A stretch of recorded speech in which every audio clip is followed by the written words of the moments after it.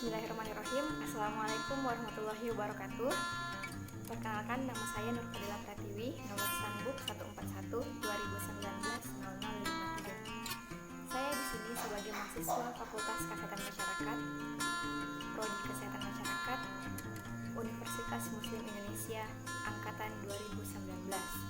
Saya di sini akan membuat video untuk memenuhi salah satu tugas mata kuliah saya, yaitu aplikasi ilmu komputer yang diberikan oleh dosen Bapak Mansur Sidi SKM MKes. Materi saya sendiri berisi mengenai sejarah internet, blog, dan juga email.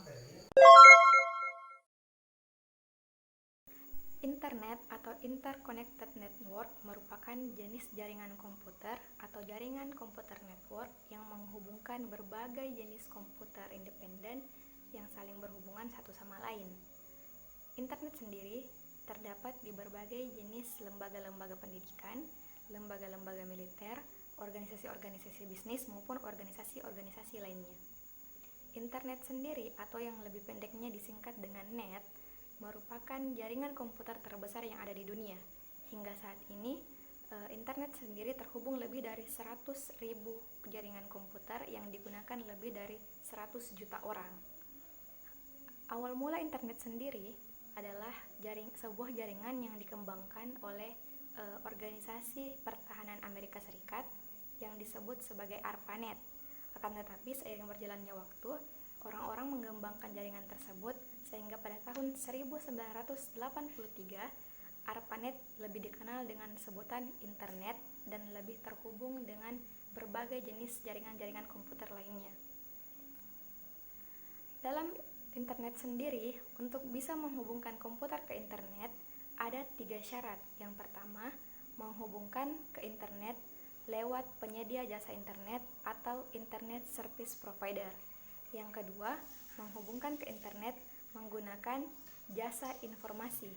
Dan yang ketiga, bisa menghubungkan ke internet dengan menggunakan menghubungkan komputer tersebut ke jaringan internet itu langsung.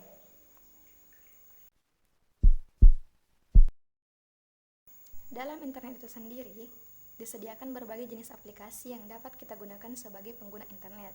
Salah satunya adalah email.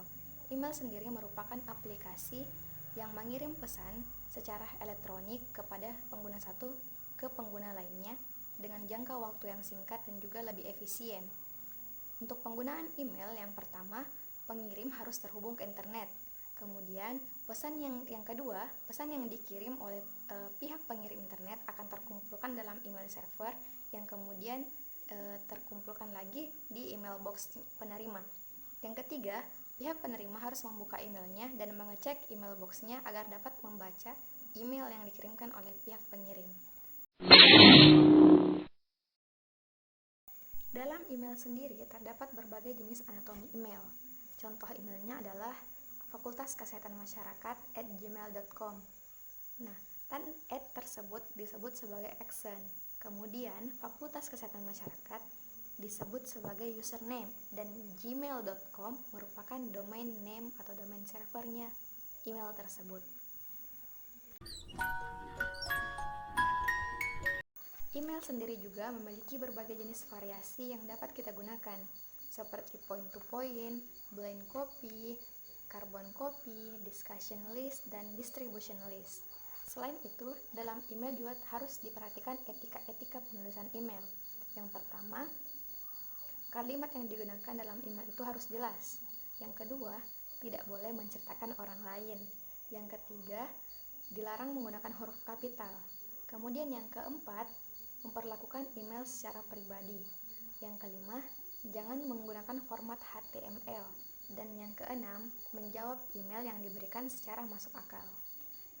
Selain email, internet juga menyediakan berbagai aplikasi yang dapat diakses, seperti mailing list, Gopher, Telnet, Talk, Chat, and iPhone, Newsgroup, dan lain sebagainya. Di sini saya akan memaparkan bagaimana proses pembuatan email menggunakan aplikasi gmail.com. Yang pertama, silakan membuka browser masing-masing, kemudian mengakses webmail dan menambahkan akun Gmail baru. Setelah itu, kita diperkenankan untuk mengisi form-form pendaftaran yang kita inginkan, seperti nama depan, nama belakang, dan juga tanggal lahir. Setelah mengisi itu semua, kita akan diperintahkan untuk membuat username. Nah, username itu sendiri tergantung bagaimana keinginan kita. Apakah kita ingin menggunakan nama panjang ataupun tidak, itu terserah kita. Kemudian, setelah membuat username, kita akan disuruh membuat password dengan menggunakan huruf kapital dan juga kombinasi dari angka-angka. Selain itu, setelah membuat password dan juga mengkonfirmasi password yang telah kita buat, hendaknya kita menambahkan nomor telepon kita untuk mensinkronisasi akun email kita yang baru dengan nomor telepon kita sendiri, sehingga keamanan akun email kita dapat terjamin. Setelah itu, kita diperkenankan untuk mereview ulang. Kita diperkenankan untuk mereview ulang akun yang telah kita buat dan menyetujui segala persyaratan yang diajukan oleh pihak Google. Setelah menyetujui persyaratan, maka akun email kita dinyatakan berhasil dibuat dan dapat diakses dengan sendirinya. Kemudian, dalam email itu sendiri terdapat berbagai istilah-istilah yang harus kita ketahui. Yang pertama, inbox. Inbox itu sendiri adalah pesan masuk yang ada pada email kita. Kemudian ada trash atau tempat sampah yang berfungsi untuk penampungan email-email kita yang telah kita hapus. Kemudian ada kontak untuk list nama-nama yang hendak kita ingin hubungi. Kemudian ada spam dan juga send untuk mengirim email kita. Untuk mengirim email sendiri, kita harus mengklik icon mailbox. Setelah itu, kita harus mengklik lagi icon create email atau new email atau pesan baru. Kemudian menambahkan alamat penerima email yang akan kita tuju. Setelah itu, menulis apa judulnya dalam kolom subject. Setelah itu, kita juga dapat menambahkan lampiran-lampiran yang ingin kita kirimkan ke pihak penerima dan kemudian message kita apa. Nah, setelah semua selesai, kita mengklik icon send sehingga email yang kita buat tadi dapat terkirim ke pihak penerima tersebut. Kemudian kita beralih ke blog. Blog itu sendiri merupakan kumpulan situs web yang terdiri dari berbagai macam jenis tulisan-tulisan, karya tulis, artikel-artikel, berita-berita yang dapat diakses secara online, baik publik maupun secara pribadi. Kemudian, cara pembuatan blog. Untuk membuat blog, syarat utamanya yaitu kita harus memiliki akun email aktif untuk disinkronkan dengan alamat blog kita yang akan kita buat nanti.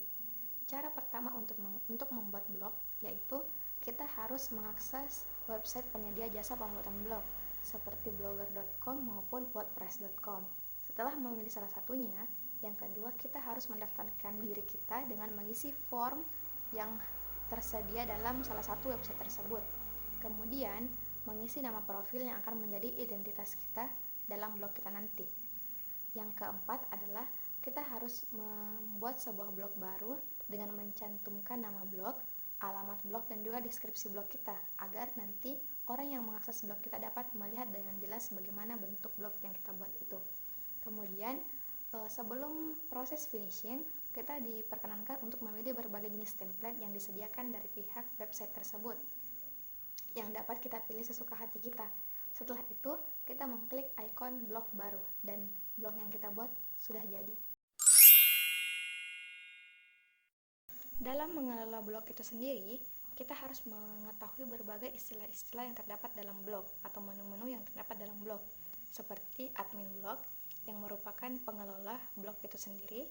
Yang kedua, yaitu laman, yaitu halaman-halaman blog kita. Kemudian post, yaitu postingan yang ada dalam blog kita. Kemudian yang keempat itu adalah komentar, bagaimana orang-orang yang membaca blog kita memberikan masukan atau saran kepada blog kita sendiri. Kemudian ada statistik, yaitu statistik jumlah pengunjung per hari yang mengunjungi blog-blog kita. Kemudian tata letak dan juga template untuk memilih bagaimana desain-desain blog kita nantinya.